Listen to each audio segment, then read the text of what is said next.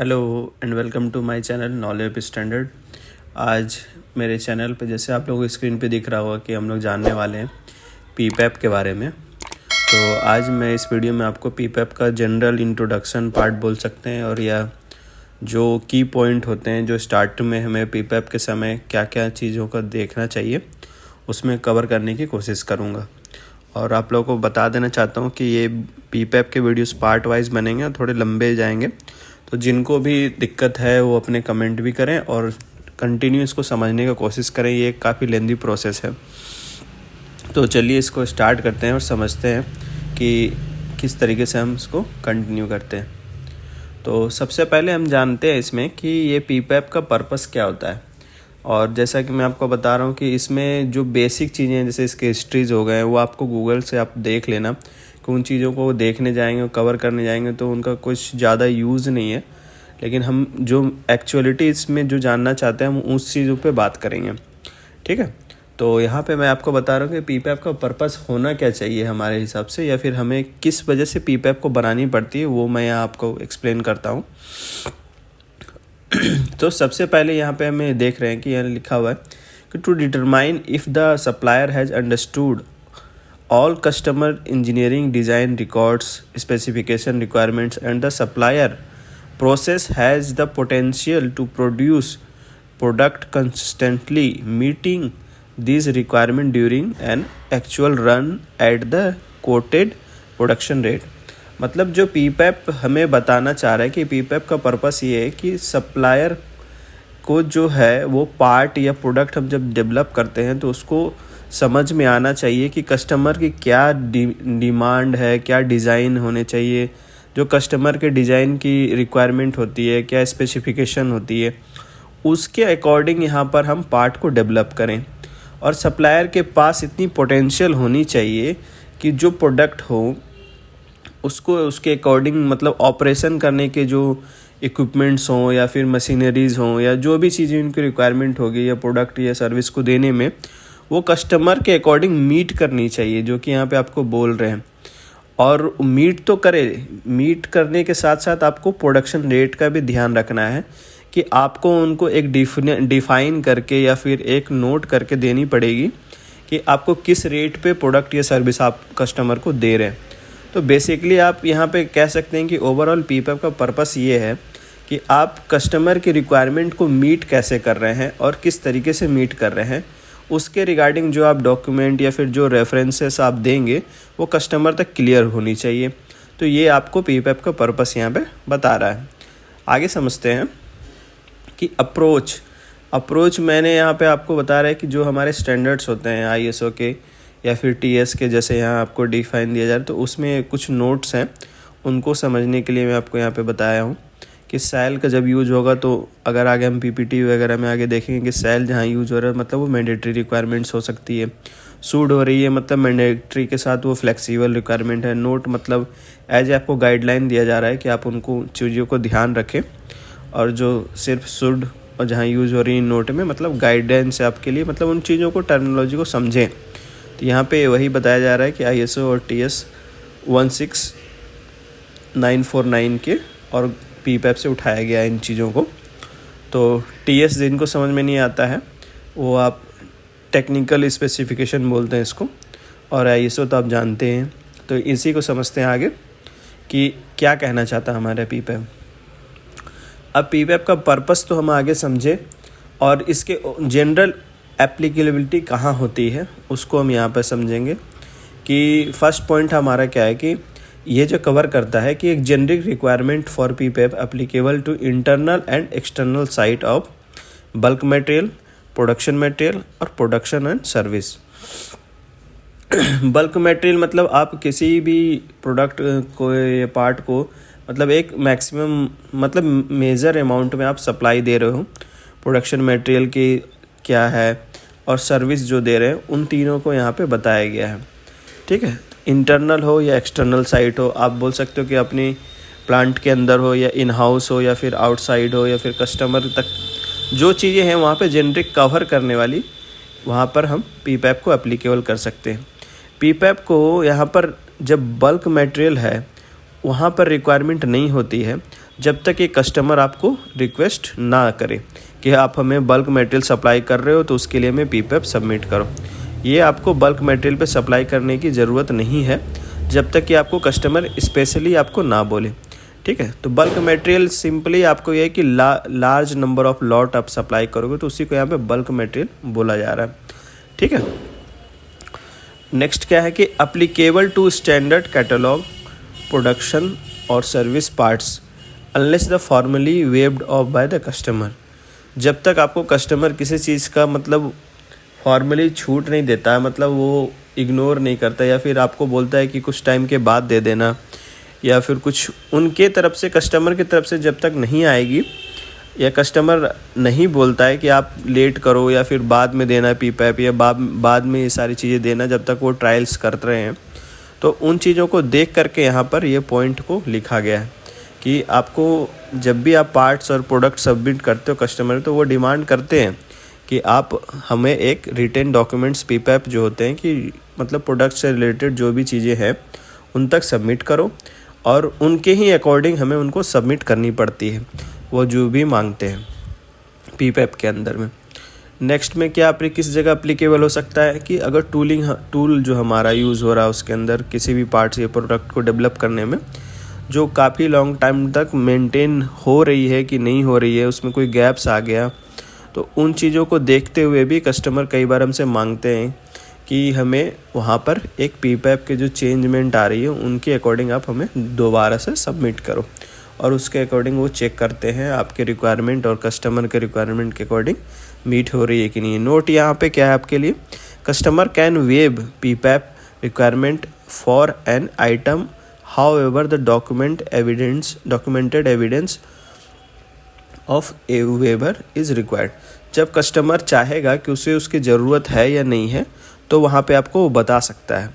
ठीक है, कि वो किस डॉक्यूमेंट को ज़्यादा नीड है उसकी, वो आपको वहाँ पे वो फ्लेक्सिबल होता है इन द सेंस कि आप वहाँ पे वो चीज़ें टाई अप या बात करके आप उससे का मैनेज कर सकते हो अपने कस्टमर से, चाहे बाय मेल हो चाहे जिस तरीके से आपकी कम्युनिकेशन होती है उस तरीके से आप कर सकते हो। तो ये जनरल पॉइंट्स हैं जो आपको ध्यान देना चाहिए। सो आगे समझते हैं कि नोट में हमारा क्या है कि नोट पॉइंट ये ऐसे तो कोई बताता नहीं है, लेकिन इन चीज़ों को मतलब आप फोकस में रखना चाहिए। पॉइंटेड क्या होता है, कई बार लोग करते करते सारी चीज़ें भूल जाते हैं, लेकिन वो भूलना नहीं है, उन चीज़ों को याद रखना है। कि नोट 1 में हम क्या है उनको समझते हैं कि refer a customer specific requirement for additional information. अगर कोई पार्ट या प्रोडक्ट हम डेवलप कर रहे हैं तो उसमें कस्टमर की स्पेसिफिक रिक्वायरमेंट अगर कोई एडिशनल होगी तो वो आपको बताएगा।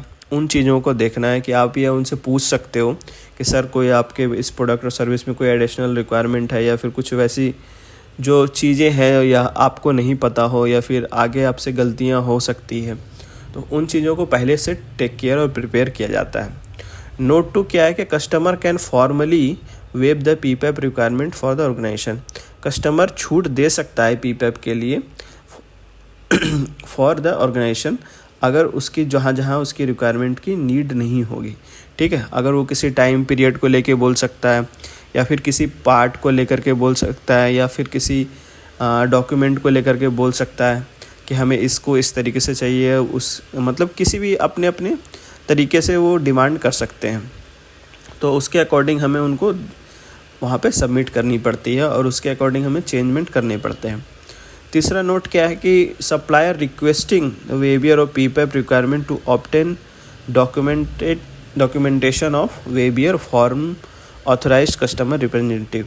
सेम चीज़ ये, मतलब अगर आपको यहाँ पे लेकिन परमिशन कौन दे रहा है कि जो कस्टमर की तरफ से रिप्रेजेंटेटिव होगा, जिनके पास ऑथोरिटी होगी कि सप्लायर्स हमें क्या लेनी है या फिर किन चीज़ों के टाइम पीरियड पे देना है, वो सारी चीज़ें आपको वहाँ पर ऑथराइज्ड कस्टमर रिप्रेजेंटेटिव ही देगा, किसी के थ्रू नहीं जाएंगे। ठीक है, तो वो चीज़ का देखना है हमें। नोट 4 क्या है कि कैटलॉग पार्ट्स हो गए, जैसे कि एग्जांपल में यहाँ पे बोल्ट्स दिए हैं, आइडेंटिफाइड एंड और order by the functional specification by recognise by industry standard. यहाँ पे कहना चाह रहे हैं कि कोई भी जैसे स्टैंडर्ड हो गए, कोई भी पार्ट्स हो गए या प्रोडक्ट्स हो गए, वो फंक्शनली मैच करने चाहिए इंडस्ट्रियल स्टैंडर्ड के अकॉर्डिंग, और जो कि वहाँ पे कस्टमर का एक मेजर कंसर्न रहता है कि हमें क्योंकि जो भी पार्ट और प्रोडक्ट हम डेवलप करेंगे वो एज ए स्टैंडर्ड ही डेवलप होती है। तो उन चीज़ों को नोट पे हम ध्यान देंगे, जैसे कि आपको 1 2 3 4 यहाँ पे बताया गया। नेक्स्ट समझेंगे कि जनरल सेक्शन में हमारा जो है वहाँ पे पॉइंट है सबमिशन और पीपैप को किस तरीके से हम प्रोसेस करते हैं। तो पहला है हमारा पॉइंट कि यहाँ पे full products approval process is required from the customer product approval activity in following situation. In situation के अकॉर्डिंग हमें वहाँ पर पीपैप को प्रोसेस को या प्रोडक्ट के प्रोसेस के अप्रूवल को यहाँ पर इन कंडीशनों पे ध्यान देना चाहिए। तो पहला पॉइंट क्या है कि अगर हमारा न्यू पार्ट अगर हम प्रोडक्ट डेवलप कर रहे हैं तो उन पे हमें वहाँ पे पीपैप सबमिट करनी होती है। तो उसमें क्या हो सकता है, जैसे स्पेसिफिकेशन, स्पेसिफिक पार्ट क्या है, मतलब उसके पैरामीटर्स क्या होने चाहिए, वहाँ पे ऑपरेशन के टाइम में वो होती है। उसके बाद रॉ मटेरियल्स क्या यूज़ हो रही है, उसके किस कलर में चाहिए, या कुछ स्पेसिफाइड हो कस्टमर के थ्रू तो वो भी वहाँ पे आपको देना पड़ेगा या उनसे बात करनी पड़ेगी। दूसरा पॉइंट क्या है कि correction of A discrepancy on A previous submitted part. मतलब हमारे जो लास्ट सबमिट होंगे या प्रीवियस सबमिट पार्ट होंगे और अभी हम जो दूसरे लॉट भेज रहे हैं, मतलब फर्स्ट लॉट हम भेजें और सेकेंड लॉट भेजें, अगर दोनों लॉट में कोई गैप हो या फिर दोनों पार्ट में गैप हो तो वहाँ पे हमें पीपैप के थ्रू उसको करेक्ट करना पड़ेगा और पीपैप वहाँ पे भी हमें सबमिट करनी पड़ेगी। ठीक है। या फिर तीसरा पॉइंट क्या है कि अगर हम प्रोडक्ट में कोई मॉडिफिकेशन करते हैं by engineering change in design या फिर कुछ भी करते हैं, उसमें अगर कोई भी रिकॉर्ड में कोई भी चेंज करते हैं या मटेरियल सिचुएशन में चेंज होती है तो हमें वहाँ पे कस्टमर को वहाँ पर बाय इन्फॉर्मेशन देनी पड़ेगी, उनको अलर्ट देना पड़ेगा और उनको वहाँ पे थ्रू ये सारी चीज़ें जाएंगी पीपैप के थ्रू। ठीक है।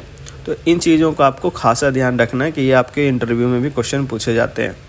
नोट पे आ जाते हैं कि नोट क्या है हमारे लिए, for any question concerning the need for the production part approval contact the authorised customer representative. मतलब यहाँ पे मैं आपको पहले ही बता चुका हूँ कि ऑथराइज्ड कस्टमर रिप्रेजेंटेटिव से बात करें। अगर आपको कहीं भी आपके प्रोडक्ट और सर्विस में आपको लग रहा है कि कुछ ऐड करना है या फिर कुछ चेंज करनी है तो वहाँ पे आपको बात करनी पड़ेगी। ठीक है। आगे समझेंगे कि सिग्निफिकेंट प्रोडक्ट रन, मतलब आप वहाँ पे साथ में आप प्रोडक्शन स्टार्ट करोगे तो किस टाइप से आप प्रोडक्ट सर्विस दोगे अपने कस्टमर को, वहाँ पे हम यही बात करेंगे। इसको समझते हैं कि जब हमारा प्रोडक्शन पार्ट्स के लिए हम बात कर रहे हैं तो यहाँ पे क्या है कि take product for PPAP from a significant production run. एक सिग्निफिकेंट प्रोडक्शन रन होनी चाहिए अगर हम किसी प्रोडक्ट को और पार्ट्स को वहाँ पे डेवलप कर रहे हैं तो उसके अंदर क्या होना चाहिए, तो वो यहाँ पे हम बता रहे हैं कि production run is from 1 hour to 8 hour production, यानी 1 से 8 घंटे कम से कम हमें वहाँ पर प्रोडक्शन चलानी है, जो कि मिनिमम हमारे पास वो 300 पार्ट्स होने चाहिए, कंसेक्यूटिव पार्ट्स होने चाहिए। ठीक है। यानी हमें रोक रोक के नहीं चलानी है, यानी उसके अंदर हम कुछ पैरामीटर्स चेंज करके नहीं चलानी है। हम जब प्रोडक्ट को अप्रूवल के तौर पे देखेंगे तो वहाँ पे हमें जो मिनिमम आपको 300 पार्ट्स बनाने हैं और वो कंटिन्यूअस होने चाहिए। इन मतलब कि कोई प्रोसेस या कहीं पे बायस नहीं हो, इन द सेंस कि आप उसमें कोई चेंज ना करें और वो कंटिन्यू आपके 1 घंटे या 8 घंटे जितने आपको मिनिमम 1 से 8 घंटे आपको प्रोडक्शन देनी है। उसके बाद आप में उसके मिनिमम कितनी क्वांटिटी होनी चाहिए, वो 300 पार्ट्स होनी चाहिए। अदरवाइज़ आप 300 नहीं लेते हो तो आपको कस्टमर बताएगा कि आपको 100 पार्ट्स चाहिए या 200 पार्ट्स चाहिए या फिर 500 पार्ट्स चाहिए। उसको ट्रायल्स के अकॉर्डिंग वो आपको स्पेसिफाई करेगा, आप नहीं स्पेसिफाई करोगे जितनी पार्ट्स उनकी रिक्वायरमेंट होगी। तो कस्टमर ऑथराइज्ड के थ्रू ही जानी चाहिए और आपको वहाँ पे क्या इन बातों का ध्यान रखना मैं आपको बता दिया यहाँ पे। उसके बाद समझते हैं कि 10 run shall be manufactured at the production site using tool gauging material and operator from the production environment. जो भी आपको यहाँ पे देखना है वो आपको प्रोडक्शन जो गेज की ज़रूरत है, जो मटेरियल जिस टाइप के ऑपरेटर्स की ज़रूरत है, वहाँ पे उन चीज़ों का प्रयोग करके आगे बढ़ना है पीपैप के थ्रू। आगे समझते हैं कि जो रिक्वायरमेंट में क्या है और सिग्निफिकेंट प्रोडक्शन रन में और क्या हम यहाँ पे जानना है कि जो पार्ट्स होगा वो यूनिक प्रोडक्शन प्रोसेस होगा। यूनिक प्रोडक्शन प्रोसेस तो हम जनरली यहाँ इस पॉइंट को ये क्लियर करना चाह रहे हैं कि हर एक जो प्रोसेस या जो भी पार्ट्स आपके बनेंगे वो एक यूनिक प्रोसेस हो। वो तो बाय नेचर अगर आप किसी मशीन से बना रहे हो या फिर तो कुछ भी अगर वैसा इक्विपमेंट या टूलिंग यूज़ कर रहे हो तो वो इंडिविजुअल वेरिएशन तो रहती है, बट वहाँ पे डुप्लीकेसी इन द सेंस कि ज़्यादा गैप ना हो किसी चीज़ में, एक नेचुरल जो गैप होती है उतना ही रहे। और ज़्यादा गैप होने पे सिंपली कि कुछ ऐसा मेजर डिफरेंट ना दिख जाए कस्टमर को कि वो पहला पार्ट और दूसरा पार्ट में डिफरेंस आ रही है, तो वो चीज़ का ध्यान रखना है। तो यहाँ पे सिंपली यही कहा जा रहा है कि आपका प्रोडक्ट जो है एक कंटिन्यूस प्रोसेस के अकॉर्डिंग ही गुजरे, लेकिन यूनिक प्रोसेस हो। ठीक है, नेक्स्ट क्या है यहाँ पर कि पीपैप में रिक्वायरमेंट में हमारा क्या है कि जो हम ऑल पीपैप है वो कस्टमर स्पेसिफिक रिक्वायरमेंट को मीट करनी चाहिए। जो भी उनके ड्राइंग्स या डायमेंशंस दिए गए हैं या CTQ दिए गए हैं उसके अकॉर्डिंग लिस्ट होनी चाहिए। और दूसरा पॉइंट क्या कि प्रोडक्शन पार्ट्स जो है वो मीट करनी चाहिए डिज़ाइन और स्पेसिफिक। यहाँ पर मैंने आपको हाईलाइट किया कि including safety and regulatory requirements. इसका क्या मतलब है कि जो मटेरियल्स हम बना रहे हैं या प्रोडक्ट्स हम दे रहे हैं उसमें खासा ध्यान रखना है कि आपका जो प्रोडक्ट है वो किसी हाजिर क्या बोलते हैं उसको, जैसे हम मान लें कि सेफ्टी पर्पस से देख सकते हैं कि उसमें कोई फ्लेमेबल चीज़ ना हो, टॉक्सिक ना हो, या फिर ताकि जैसे हम अभी हमारे यहाँ चलता है कि RoHS कंप्लाइंसेस होनी चाहिए। सेफ्टी ह्यूमन सेफ्टी की बात की जा रही है यहाँ पे सिंपली। और जैसे फ्लेमेबल ना हो, FR ग्रेड के जो यूज़ होते हैं कई बार, फायर रिटार्डनेस होनी चाहिए, वो चीज़ें देखनी चाहिए मटेरियल्स में या फिर प्रोडक्ट में। रेगुलेटरी रिक्वायरमेंट्स जिस तरह लीगल रिक्वायरमेंट्स कह सकते हैं कि प्रोडक्ट को रिलेटेड आपको वहाँ पे ध्यान रखना है कि आपको कोई भी जो प्रोडक्ट है वो आपको लीगल को मीट करता हो। लीगल मतलब कानूनी तौर पे वो चीज़ें इलीगल ना हो कि जो कि आपको गवर्नमेंट या फिर गवर्नमेंट के तौर पर वो मंजूर ना की जाए। सारे एक्ट के अकॉर्डिंग ही वो प्रोडक्ट और सर्विस डेवलप की जाए। ठीक है, यहाँ पे इन चीज़ों के लिए बात की जा रही है। If enable the meet the document problem solving efforts. अगर ऊपर वाली चीज़ों को अगर कोई मीट नहीं कर पा रहा तो आप उसके थ्रू प्रॉब्लम सॉल्विंग के थ्रू जाएं और अपने एफर्ट्स लगा के कस्टमर से बात करें और किस तरीके से उन चीज़ों को सॉल्व करनी है और किस तरीके से अपने प्रोडक्ट और सर्विस को उनके रिक्वायरमेंट के अकॉर्डिंग मीट करानी है, वो आप उनके अकॉर्डिंग से बात करके वहाँ से सॉल्यूशन निकाल सकते हैं और प्रॉब्लम सॉल्विंग पर जा सकते हैं। नोट में क्या है वो समझते हैं कि इफ़ फ्रॉम द नेसेसरी, यहाँ पर हम सिंपली बात कर रहे हैं कि apply to every customer parts number होने चाहिए फ्रॉम एवरी ऑर्गेनाइजेशन के नंबर हों अलग अलग, जिसमें यूनिक आईडी बोल सकते हैं, यूनिक आइडेंटिफिकेशन होनी चाहिए और अपीयरेंस होनी चाहिए, कलर रिक्वायरमेंट्स होनी चाहिए। और प्लास्टिक पार्ट्स जैसे कि कई जगह होते हैं तो वहाँ पर अपीयरेंस और उस टाइप के भी रिक्वायरमेंट के लिए एक डॉक्यूमेंट बनते हैं, वो आगे आप लोगों को बताऊँगा। तो वहाँ पर उन चीज़ों को देखते हुए कस्टमर के वहाँ पे हमें सबमिट करनी पड़ेगी। जैसे प्लास्टिक पार्ट्स में आपको अपीयरेंस मतलब बाहरी देखने में उसके किस तरीके से होने चाहिए, कलर होने चाहिए, जो भी आपका डिज़ाइन टेक्सचर होने चाहिए, वो उनके अकॉर्डिंग मीट कर रही है कि नहीं, उनकी बात कर रहे हैं यहाँ पर। उन चीज़ों का यहाँ पर ध्यान देना है। नेक्स्ट क्या है कि ये पुराने जो चीज़ थी काफ़ी पहले ये डिलीट की गई है, तो इसमें ऐसा कुछ बताने वाला चीज़ नहीं है। लेबोरेटरीज़ में आप लोग स्क्रीनशॉट लेके इसको आप पढ़ सकते हैं। सो ये जो मैं आप लोगों को पीपैप बता रहा हूँ ये पार्ट 4 है, मतलब रिवीजन 4 है, सॉरी। ये रिवीजन 4 के थ्रू पीपैप मैंने आप लोगों को यहाँ पे जनरल गाइडलाइन दिया हूँ और नेक्स्ट वीडियो में आप लोगों को सारी चीज़ें डिटेल में बताऊँगा कि डिज़ाइन से और जो भी 18 डॉक्यूमेंट्स सबमिट होते हैं और उसके अंदर CSR क्या होते हैं और जो भी चीज़ें होती हैं वो आपको नेक्स्ट वीडियो में कंटिन्यू करेंगे। सो गाइज़, आप लोगों को देखने के लिए बहुत बहुत धन्यवाद। प्लीज़ गाइज़, आप लोग से रिक्वेस्ट है सब्सक्राइब करें, लाइक करें और शेयर करें जितने से ज़्यादा हो सके, अगर आपको वीडियो अच्छी लगती है तो। Thank you.